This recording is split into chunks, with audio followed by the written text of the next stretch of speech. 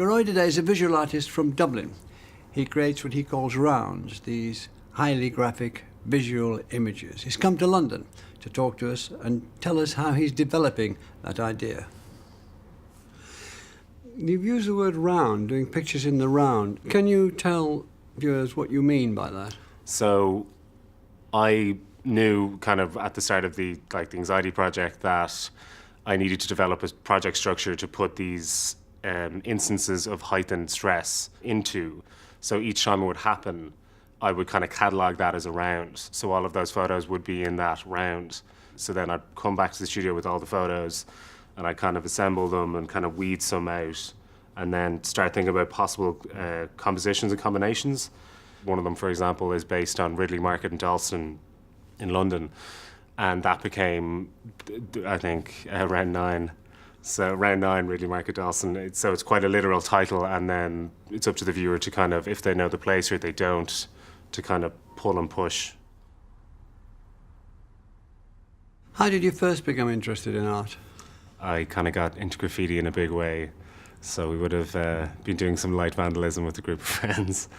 It was pretty basic, like we were kind of just tagging initially. And what does tagging mean? Tagging is like you take on this kind of individual persona, so you pick a name or just a combination of letters or numbers, and then you proceed to kind of try to kind of hold territory of an area. So it's very suited to 14-year-olds running around having a laugh. Did you ever get caught? No, not definitively. Heavily suspected, but yeah. When you went to college, did you take the graffiti idea with you, or were you turning to something else by then? I never really saw them as separate things. Like it just kind of evolved. Like I was getting progressively better year on year. Composition became a lot more important to me. You said that you suffered from panic attacks, and what you were doing helped you to get through those. Can you describe that a bit more? Yeah. So the kind of genesis for this whole project was I started getting kind of panic attacks, and I'd never gotten them before. And when you start having them, they're horrific because you don't really know what's happening, and it's incredibly overwhelming, often all the time. So I did a lot of research on it, and I found an 8-week mindfulness course. So it's kind of like a meditation practice. So then I was like, okay, next time I'm freaking out, I'm going to try concentrate on the things around me and just, whatever interests me, just really ground myself in the moment, and then take those moments back to the studio and assemble them into pictures. We're in my studio in Rathmines, Dublin, and I'm currently working on my piece for the other art fair, which will open next week. So these are an example of some of the few shots. This guy particularly, I just really liked the angle the shot came out. When I'm out and about taking the picture, they're often in moments of kind of fairly serious duress. So that's an example of when I was kind of very high up in a building in Dublin.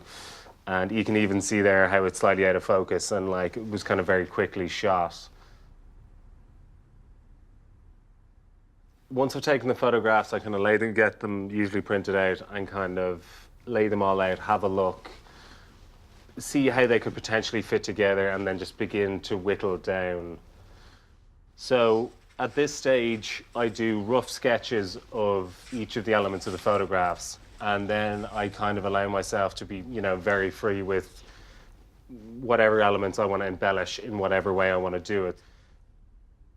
It's very much kind of a process of, just putting them together in various compositions, looking at them, reflecting on that, and just trying to come to the one that works best. You, in a way, went back to your graffiti roots by placing a lot of these works of yours publicly on buildings. What led you to do that? I suppose it's just something you never lose in terms of the attractive quality of large scale. It completely changes your relationship to the work. And there was something about that just was left completely unresolved for me. I still loved it. I still loved the, just the sheer just the sheer size of it.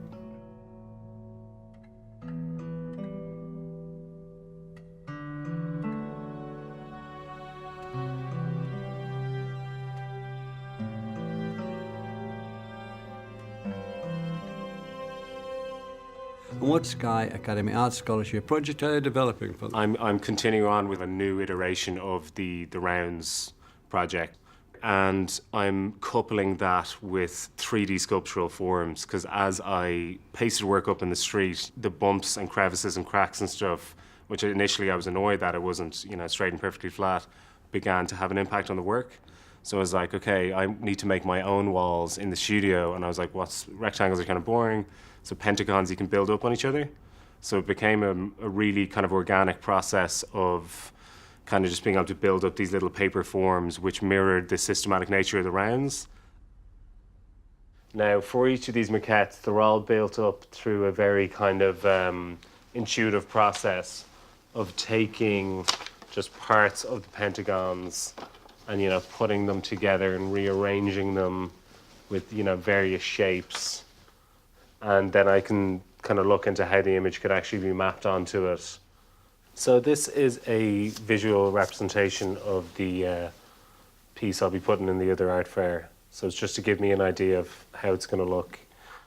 As we're talking now, you're showing something at the other art fair. Yeah. Can you tell us what it is? So it's the most current version of the project, and it's a geometric sculpture at reasonably large scale with one of the pieces, parts of the pieces pasted directly onto it.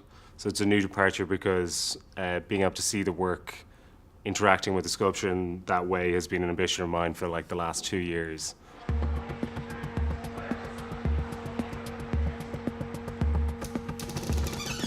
So we're here at the other art fair. I'm feeling very good because I've actually never seen or done a piece where the 3D forms met the 2D pieces, so it's a very exciting thing for me to see. This will be my first iteration of one of these sculptures in the new body of work. So it's great to be in London exhibiting it, and then I can look forward to my Dublin show where I can produce 3 to 4 in kind of a bigger scale.